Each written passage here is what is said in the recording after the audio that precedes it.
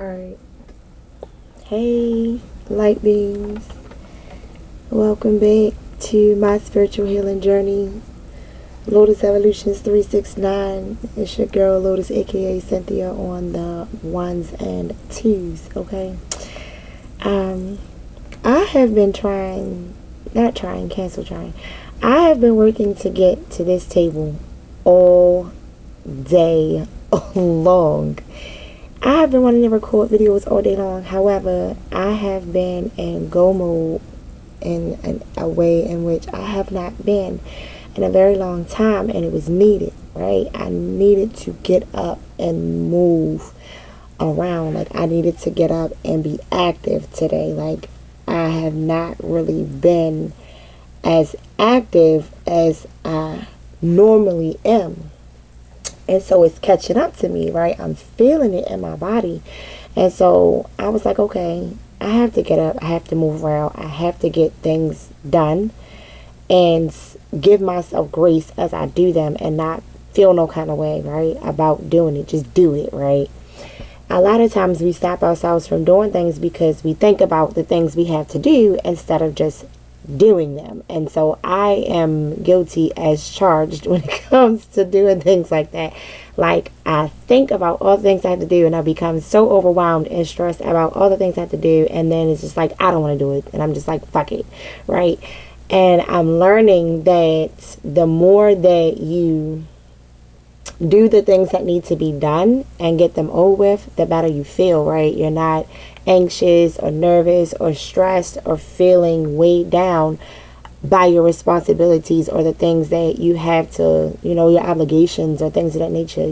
Just your normal routine should not feel like a burden to you, right? Getting out of the bed should not feel like a burden to you. Like, when you wake up in the morning, you should feel refreshed, restored, and renewed, not groggy and dragging and just, I don't feel like it. Like, when you get up like that, you start your day in a negative energy already. Like, it's already low vibrational, you know what I mean? And why do that to yourself, right? And so there are times where I personally have gotten out of my bed and just was like, I don't want to fucking do this. And I'm like, okay, we have to change the narrative. We have to change how we think. We have to change how we feel. We have to change what we're saying. Where I don't feel like doing it, however, I know that I have to get it done. And there's nobody else to do it for me. You know what I mean? There's no one to pick up the pieces. Right? So I have to pick up the pieces. Right? I have to be responsible for myself. I have to be responsible for my children. Right? My children rely on me. And I just had a conversation with my son about, just being responsible. Like, it's so difficult because my son he's a young man. You know what I'm saying? My son is pushing 20 years. Well, he's 20 years old. Man, he'd be pushing 20. Right? So it's like, you're not little anymore. You know what I mean? You're practically having to be responsible for yourself. And it's just like, I recognize that thin line that you walk when you are transitioning between, being a teenager and young adult to, like, really being an independent young adult on your own and moving around and about on your own, right? And being your own recognizance. And it's just like, yo, it's a thin line. It's like, it's crazy because I'm looking at it from my parents' perspective now versus when I was a teenager looking at it the other way around. So it's like, okay, I'm coming into the awareness of, like, my mom when she would talk to me when I was a teenager. And I just used to always feel like, she meant well, yet I always felt like she gave me the negative aspect of things, like with the bad things that could turn out, the bad things that could happen, right? So it was like, you're programming me to think of the negative outcome, the negative aspect of things. And it's like, it worked out to a degree, however, at the same time, it didn't, right? Because it instilled a fear mindset to a degree when it came to me doing things, right? And so as I've grown and I've become my own adult, I started facing those fears, all those cautious awareness, opportunities that she presented. It stagnated me, I felt, in some ways. And it's just like, okay, wow. And then as an adult now and being, a mom to a person that age, I'm looking at it from her perspective now. It's like, yo, I'm cautioning you because I can't control you, right? I'm cautioning you because this is an outcome that can happen. It's not to say that this outcome is going to be yours.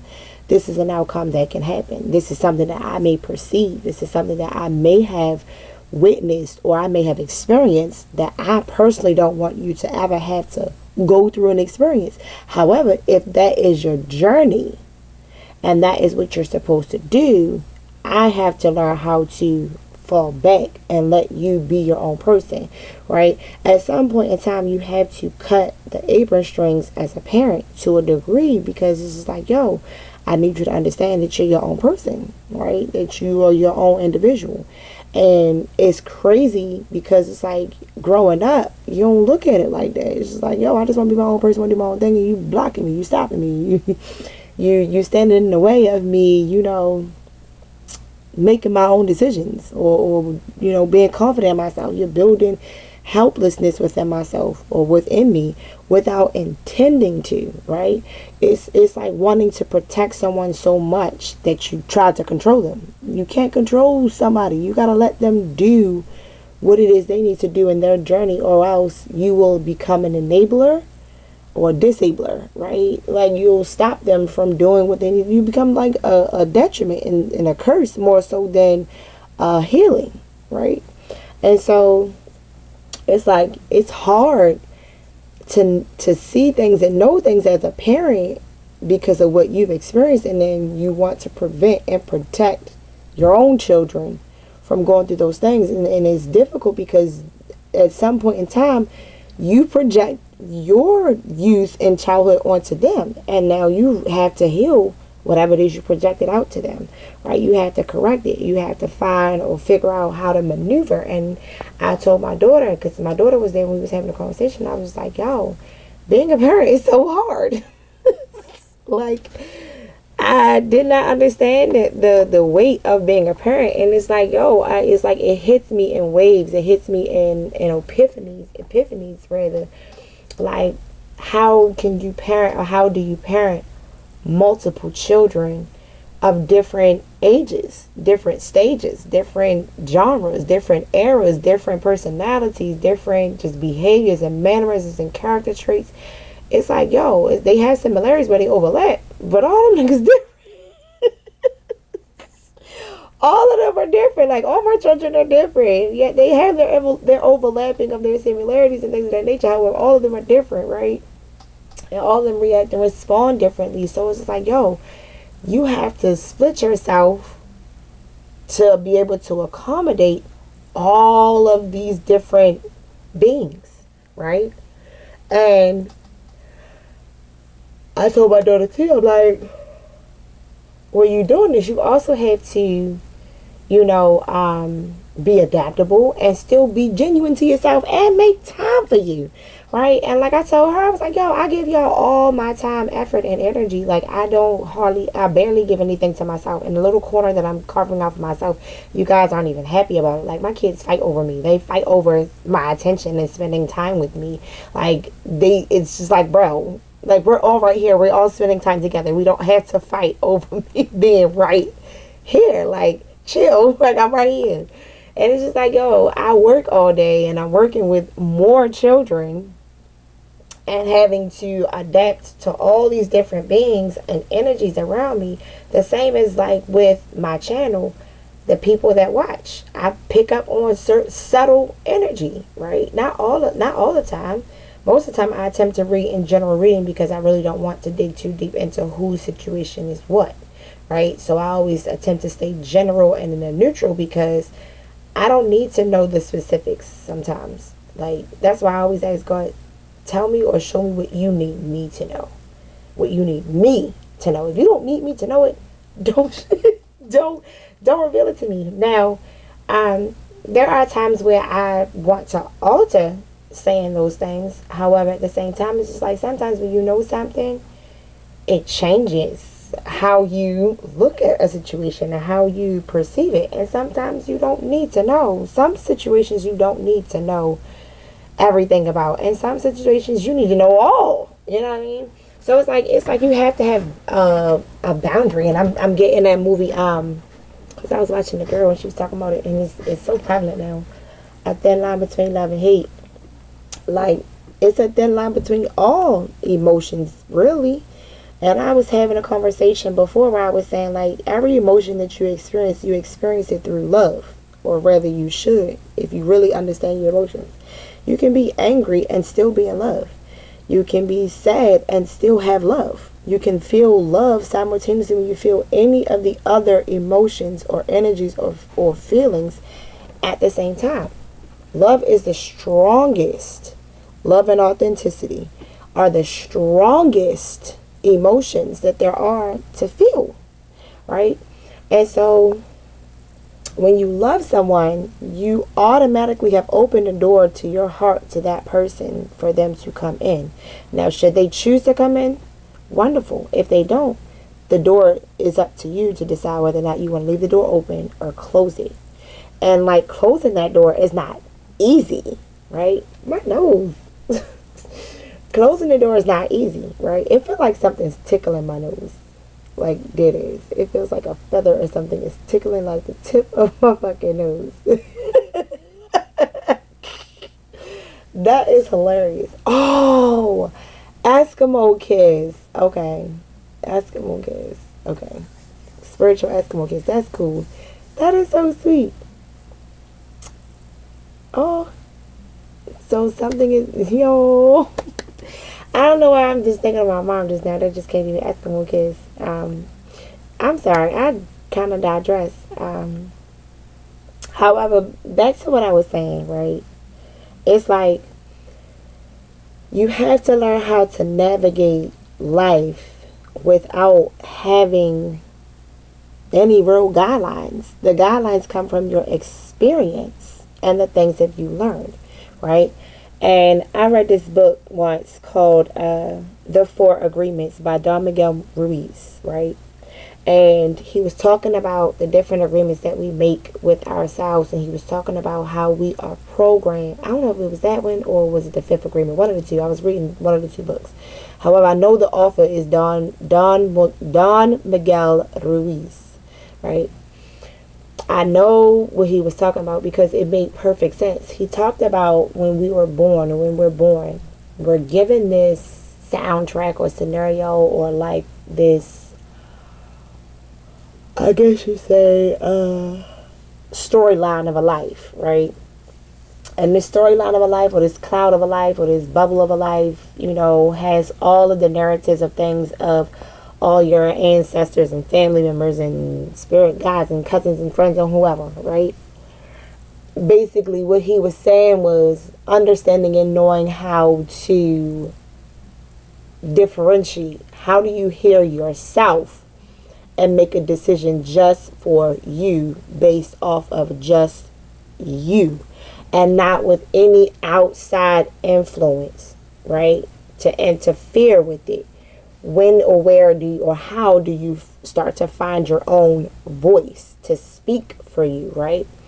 And so he talked about how we were initially given our voices through our interaction and communication with our parents, and how we're able to talk to our parents and be able to relate or have communication with our parents, and then moving from that of our parents to our siblings and our grandparents and things of that nature, and the different people that we come across. How do we build relationship? How do we communicate?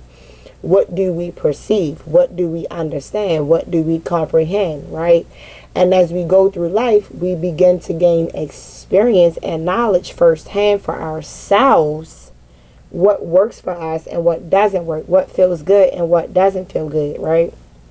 And so the book hones in more so on how you begin to feel internally about your outside stimuli, right? How do you react and respond to your outside stimuli? Is it positive? Is it negative? Is it respectful? Is it disrespectful? Like, how do you feel about it? Like, what is your personal feeling about how you show up for others in the world and lack thereof, right? And how do you deal with it? Where did it come from? Where did that initial thought or that initial feeling or that initial emotion come from? Was it your thought? Was it something that somebody said? Was it, an experience that you had? And when those things transpired or happened, how did you feel in those moments? Going back and revisiting or reliving those moments, not necessarily reliving them, however, like going back to those moments and learning from them. Like learning who you were at that point in time and your understanding and your awareness at that time versus your awareness and your understanding now. Like that saying goes, oh, if I would have knew now if I knew then what I knew back then, if I knew back then what I know now. Thank you. If I knew back then what I know now, boy, I would have made different changes or different decisions or choices or things of that nature. So it's like I'm coming full circle and I'm recognizing it firsthand. Like, damn, like my mom was on point about a lot of things. Granted, she would piss me off about the shit that she would know. Right? That shit would make me so mad. I'd be like, how the fuck you even know that? Like, bro, it would piss me off. Like, how you even know that? Like, okay, whatever. And it's like, okay. Like, they say with age comes wisdom. Yes, I give you that. However, at the same time, like, I'm picking up different things now. Because now it's like I'm picking up more so for reading as opposed to just sharing out.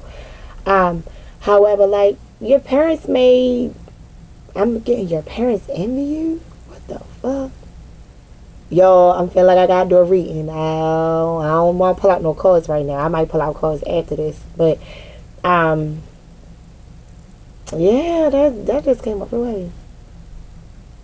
Like, something about envious parents. I don't know where the fuck that came from. That just came out of nowhere. However, that's a thing too, though, right? When you growing up and you coming up and you have parents that you feel envy you. And believe it or not, sometimes parents do envy the shit that their kids can do because it's like, yo, I had an opportunity to do that and I didn't do it. Go figure.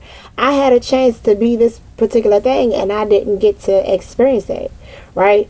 So it's like, how do you cultivate that arena, right? And me as a parent, I recognize things in my children that I also had a passion for, or that I also carry or currently still have a passion for, or things that I'm interested in that my children are now interested in, or things that I once was interested in when I was a kid that I forgot all about, and now my kids are exuding these behaviors. And I'm just like, oh shit, I remember when I used to like reminiscing and reliving my childhood. However, I'm nurturing through it because it's like I'm not that same age no more. I'm not that same person. Can I go do that shit? Hell yeah, I can go do that shit. However, I want you to experience this for you.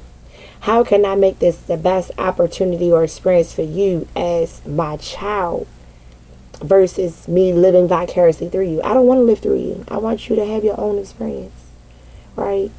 I want to live my own shit through my own experience. That's why I want to stay in my own journey, my own path. However, I recognize things and areas in my children's lives that is relevant to my own, and I have to correct it. I have to rectify. I have to say things. And it's like, okay, I'm learning what to say and what not to say, how to present information, how not to present information. I'm learning to check myself too, right? My flaws, my areas where, I need to grow up, or I need to be more mature, or I have to like pick and choose my battles differently. You know what I'm saying? Like, do I want to really say something to y'all right now? Or do I just want to say fuck it? Right? Do I just want to let y'all be kids? Or do I just, am I in a mood where I want y'all to just sit the fuck down and be quiet? Like, picking and choosing those battles. Like, am I going to argue with you about it? Or do I just want to let it go? You know what I'm saying? Like, what do I really want to exude my energy into? And what should I be exuding my energy into? And what do I need to be exuding my energy into versus what I don't? Versus what I don't feel like doing, or what I shouldn't be. You know what I'm saying? It's learning to pick and choose your battles wisely. It's learning to recognize your lessons, recognize your mistakes, recognize your areas where you need to grow. Like, we're moving into a Mercury retrograde, and I feel myself going through a transition, an awakening, recognizing and evolving, and looking at things differently, right? Making different choices or better choices, right? Thinking before I act. Like I told my daughter, I said, I think before I act. I don't just be doing dumb shit. Like, I mean, yeah, we can be impulsive and we have fun. However, at the same time, I think about the consequences of my actions. Like, yo, if I do that dumb shit, then I gotta do that. Do I feel like doing that? And hell no.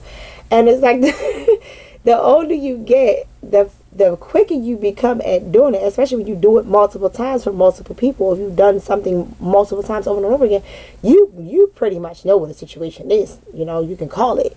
And then there are times where you can't always call it. Like, it'd be an anomaly. Like, some shit you'd be like, yeah, that's going to happen. And then it don't actually fucking happen. It'd be an anomaly. So it's just like, okay, right? You know, like, because you'll have people. And what I mean by that, let me elaborate on that piece. Like, when you have different people presenting the same energy, or presenting the same mannerisms, or presenting the same behaviors, or presenting the same characteristics as a past person, especially a person that's probably traumatized or triggered you to some degree, right? Or has done something or crossed you in some kind of way or made you feel some kind of way, whatever it could be. When a person starts exuding that kind of energy, you like, hold up, pause. You remind me of such and such. When I was with such and such, this is what happened. Okay, I have two options. I can stay in the situation and watch it play out, or I can remove myself because I don't want to deal with that if I don't have to. Right? So you move accordingly. And so you have to recognize your patterns, because sometimes we move and we should have just stayed. And I've realized, I myself personally, I've done that. You know what I'm saying? I've moved when I should have just stayed put, sat my ass down. Right? Right? However, I move because I'm like, yo, I don't want to deal with that. Like, it's like an avoidant behavior, an avoidant pattern that you develop. Because it's like, I don't want to feel that feeling, or I don't want to feel that emotion, or I don't want to deal with that situation right now. Right? I don't want to. Right? And so sometimes you avoid situations, and then that's how it piles up. That back to that like work thing, when you avoid the tasks and things that you had to do, or your responsibilities, and it piles up and you become stressed about it. It's the same. It's a freaking net, y'all. It's the same thing, right? I don't know if I got it. I can't stand nets and flying on my damn thing. Go sit your ass down for me. Like, yo, it's serious too. Like, distractions happen all the time. I'm very easily distracted. I'm not even gonna lie, because I have hella tabs open all the time. So it's like, close the fucking tab so you don't gotta worry about that. Close the tab by doing a task, completing the deed that needs to be done. Right? You're supposed to always be in service. I'm getting that too. This coming out real heavy. You're supposed to always be in that act of service. Service to oneself and others. Service to oneself and others is acting in the will of God. God said, be of service to one another, right? Act in love towards one another. Help one another. Share with one another. However, at the same time, I understand when you share so much and it's not reciprocated, you know what I'm saying? That can feel depleting. And it is, in fact, depleting when you're constantly giving, and you're not getting time to replenish or restore what needs to be restored, so that you still can be able to move how you need to. That is where you have to learn how to establish boundaries.